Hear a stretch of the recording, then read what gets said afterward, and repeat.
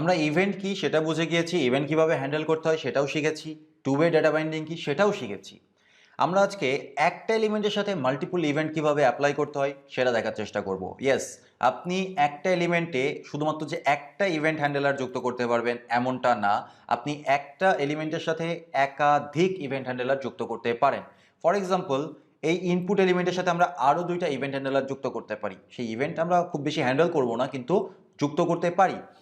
Input এলিমেন্টের সাথে সবথেকে কমন তিনটা ইভেন্ট হচ্ছে চেঞ্জ ইভেন্ট, ফোকাস ইভেন্ট এবং ব্লার ইভেন্ট। আমরা চাচ্ছি যে এমন একটা কিছু করতে যে যখন এখানে মানুষ ক্লিক করবে, এটা হচ্ছে ফোকাস ইভেন্ট। ফোকাস ইভেন্ট হওয়ার পরে এখানে একটা কনসোল লগ হবে যে ফোকাস হয়েছে কিনা। আর যখন অন্য কোনো জায়গায় ক্লিক করবে সেটা হচ্ছে ব্লার ইভেন্ট। ব্লার ইভেন্ট হলে একটা জিনিস অ্যালার্ট দিবে আমাদেরকে। যদি ব্লার ইভেন্ট হওয়ার পরেও এখানে কোনো ডেটা না থাকে তাহলে আমাদেরকে অ্যালার্ট দিবে যে আসলে কোনো একটা কিছু মিসিং আছে, আমাকে এখানে কিছু টাইপ করতে হবে, এইসব একটা কিছু হবে। ওকে, সো এইরকম একটা কিছু আমরা তৈরি করতে চাচ্ছি। তো এই জন্য আমরা দুইটা ইভেন্ট আগে হ্যান্ডেল করে নিই বা হ্যান্ডেলার ফাংশন তৈরি করে নিই। Handle focus is equal to event, এবং এখানে আমি লিখতে পারি console.log I am focus event। Okay, simple, এতটুকু কাজ আমি করব।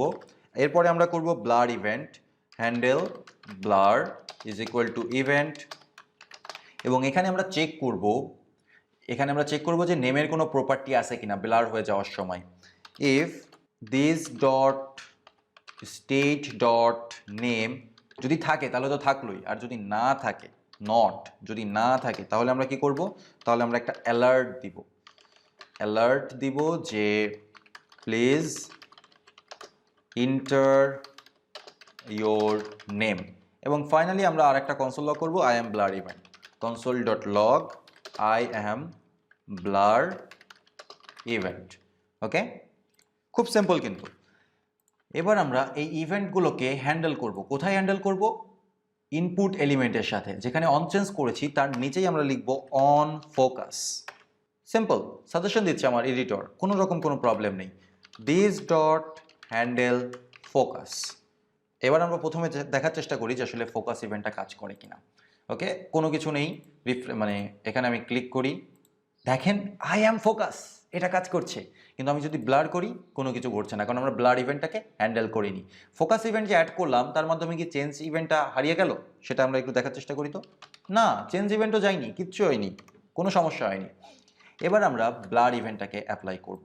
এখানে আমরা লিখব on blur is equal to this dot handle blur. Save করে ব্রাউজারে যাই, এখান থেকে আমি ক্লিয়ার করি। এখানে যে ইরোরগুলো আসে এগুলো আসলে আমার এক্সটেনশনের ইরোর। ক্লিক করলাম, আই অ্যাম ফোকাস ইভেন্ট, এটা কনসোল লগ হলো, তার মানে ফোকাস হয়েছে।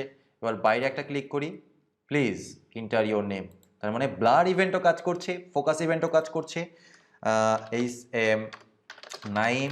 এবার যদি আমি ব্লার করি, ফোকাস কিন্তু হয়েছিল একবার, আমি চেঞ্জ করেছি আমার নেম, এবার ব্লার করি, দেখেন কোনো রকম কোনো প্রবলেম নেই, আই অ্যাম ব্লার ইভেন্ট এটা কল হয়েছে। কিন্তু যেহেতু আমার নাম আছে সেহেতু আর আমার কোনো ইরোর থ্রো করিনি। তার মানে একটা ভেরি বেসিক লেভেলের ফর্ম ভ্যালিডেশন কিন্তু আমরা করতে পারছি, খুবই বেসিক লেভেল, কিন্তু তাও একটা ফর্ম ভ্যালিডেশন আমরা করতে পারছি। এখন আমরা রিমুভ করে দিলাম। এবার আমি যদি বাইরে ব্লার করতে চাই, please inter your name, my application is working correctly.